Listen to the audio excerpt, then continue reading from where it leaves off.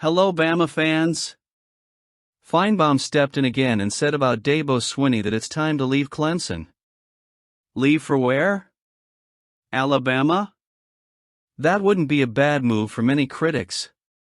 But not right now. Let's analyze this.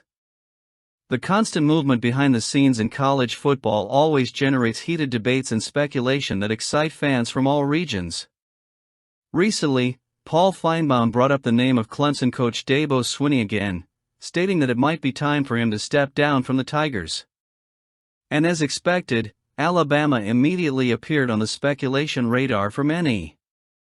After all, who wouldn't dream of seeing Swinney leading a team with the tradition and greatness of the Crimson Tide? For many critics, it would be a near-perfect fit, a winning coach with a national championship pedigree taking over a program that is already a historical powerhouse.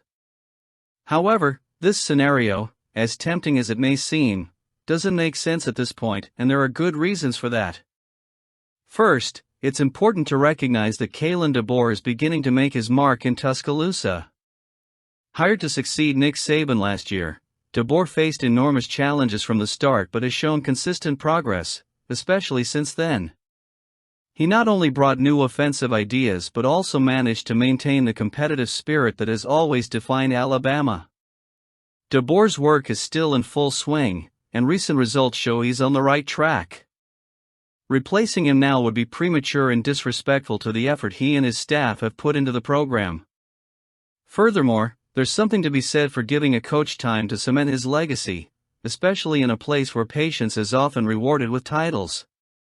On the other hand, the thought of Dabo Swinney leaving Clemson also seems premature, even given a poor start to the season. The Tigers are 1-3 for the first time under Swinney, after being defeated by Syracuse last Saturday, 34-21. This result has raised alarm bells among fans and pundits, including Finebaum, who emphatically stated that he is done at Clemson.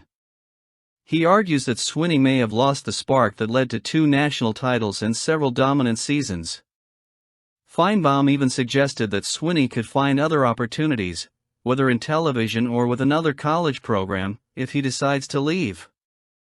However, Swinney's own demeanor after the Syracuse game shows that he is still committed to the project at Clemson. Visibly emotional, he admitted that the moment is difficult, but promised to keep fighting.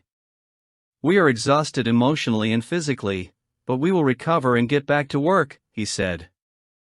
"There is no giving up on me or my team." This statement reflects the resilient spirit that has always characterized his career.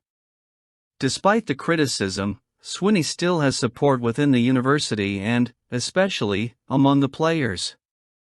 He was one of those responsible for transforming Clemson into a national powerhouse, and abandoning ship now would be a severe blow to the program. Furthermore, it's worth remembering that Swinney built his identity at Clemson. He's not just a coach, he's an iconic figure for the university and the community. His sudden departure could cause instability at a time when the program needs stability and restructuring. Of course, the poor start to the season is concerning, but reducing Swinney's legacy to these 4 games would be unfair. He's already proven his ability to bounce back from difficult times, and there's a chance he can do it again. As for the speculation about Alabama, it's understandable but unrealistic in the short term. Finebaum may even bet on that possibility in the future, but right now the focus should be on the work Kalen DeBoer is doing. DeBoer inherited a giant program and is facing the daunting task of following in Nick Saban's footsteps. Changing coaches now would be a step backward, especially considering that DeBoer is implementing new strategies and shaping a team that promises to be competitive in the coming years. While Finebaum's words have sparked some momentum, they should be taken with a grain of salt. Dabo Swinney still has a lot to offer Clemson, and Kalen DeBoer deserves the benefit of the doubt at Alabama. The history of college football is full of twists and turns, and what seems inevitable today could be completely different tomorrow. For now, the best course of action is to observe how each program handles its current challenges and hope that decisions are made based on what's best for the team's future. Kalen DeBoer's track record on bye weeks has become a silent but extremely effective weapon for Alabama. It's no coincidence that his teams, from Sioux Falls to Washington, have demonstrated an impressive ability to come back stronger and better prepared after a strategic rest. Now, at the helm of the Crimson Tide, this trait has gained even more relevance within the SEC, where every detail weighs in the balance of a season that allows no slip-ups. Just remember what happened last season. The first major example was in Week 5, in Tuscaloosa, against then number 2 Georgia. That game became DeBoer's true calling card in SEC football. Alabama didn't just win, they took a 21-0 lead in the first quarter, turning a duel between giants into a public statement of strength. Even when Georgia fought back and came from behind in the second half, the Crimson Tide found the maturity needed in the play of youngsters Ryan Williams and Zabian Brown to secure a 41-34 victory. It was the game that catapulted Alabama to the top of the rankings and demonstrated that, under DeBoer, the team had identity and confidence. But it didn't stop there. In Week 11, the challenge was even more complex, facing LSU in Baton Rouge, one of the most hostile environments in college football. There was no room for doubt. Alabama crushed the Tigers 42-13 in absolute dominance, proving that it wasn't just about emotion or luck in big games, but rather about consistency, adjustments, and preparation, all the fruits of a coach who knows how to use the offseason to transform his team. That's why next Saturday, September 27th, carries a special weight. Once again, Alabama returns from a week off to face Georgia, this time on the road. The scenario is different, the pressure is greater, but the track record speaks for itself. DeBoer has never let his team come away weakened from a bye week. On the contrary, his teams return sharp, with a refined game plan and renewed energy. The question now is not only whether Alabama can repeat the overwhelming performance it has already delivered under these circumstances, but also how far this characteristic can take it in a season that still has a long way to go. If this pattern continues, the Crimson Tide will not only have a real chance against Georgia, but can also use this moment to solidify their confidence that Kalen DeBoer is the right man for Bama. And against rivals as worthy as Georgia, this could be the difference between merely competing and actually continuing on the path to greatness. We'll see. The Alabama Crimson Tide season has faced challenges both on and off the field, and the news of Jamarian Latham's neck injury during practice has brought deep concern to the program and its fan base. The veteran linebacker, who had already been dealing with a lower body injury since the opener against Florida State, is now under observation at UAB St. Vincent Hospital in Birmingham following Tuesday's incident. The situation is delicate, but there is reason for optimism, as the official statement released by coach Kalen DeBoer indicated that Latham has full sensation and movement. Nevertheless, he will undergo a thorough medical evaluation to determine the next steps in his recovery.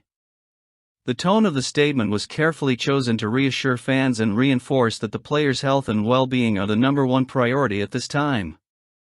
DeBoer emphasized that the university is in close contact with Latham's family and medical staff, promising full support to the player and his loved ones during this time.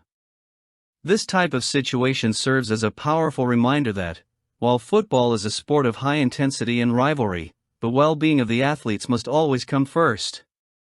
The full impact of this injury on Latham's career or the team's defensive dynamics remains to be seen, but the focus now must be solely on the young athlete's recovery.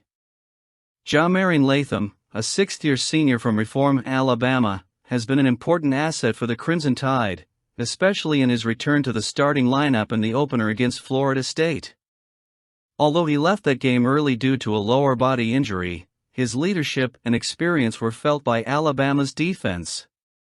His absence from the last two games, wins over UL Monroe and Wisconsin, had already created a void that had to be filled by younger players like Quarusa and Ihanzi Pierre. Both have shown progress and dedication, but replacing a veteran like Latham is no easy task, especially in a defensive system that demands constant discipline and communication. Now, with this new adversity, Alabama faces another test of resilience. The defense, which was already adjusting to the changes brought about by the coaching transition and the implementation of new strategies under Kalen DeBoer, will need to find ways to compensate for Latham's absence.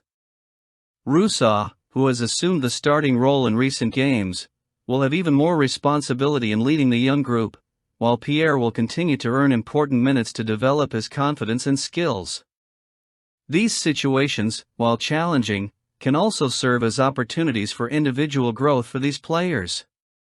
Kalen DeBoer, who is already facing natural pressures of succeeding a legend like Nick Saban, once again demonstrated his leadership skills by handling Latham's situation with transparency and empathy. He knows that moments like these define not only the success of a season, but also the culture of a program. How Alabama manages this adversity, both in supporting the injured player and adapting on the field, will be crucial to maintaining the team's unity and focus. Crimson Tide fans are accustomed to ups and downs, but rarely do they experience a scenario as human and emotionally charged as this.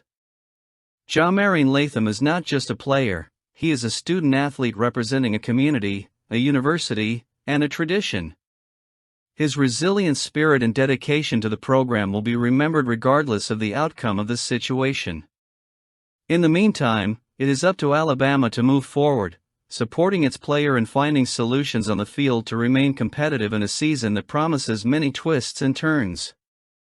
As much as college football is a spectacle of rivalries and achievements, moments like these remind us that, ultimately, human lives are at stake. And it is in this balance between competition and compassion that the true essence of the sport lies. Share your thoughts.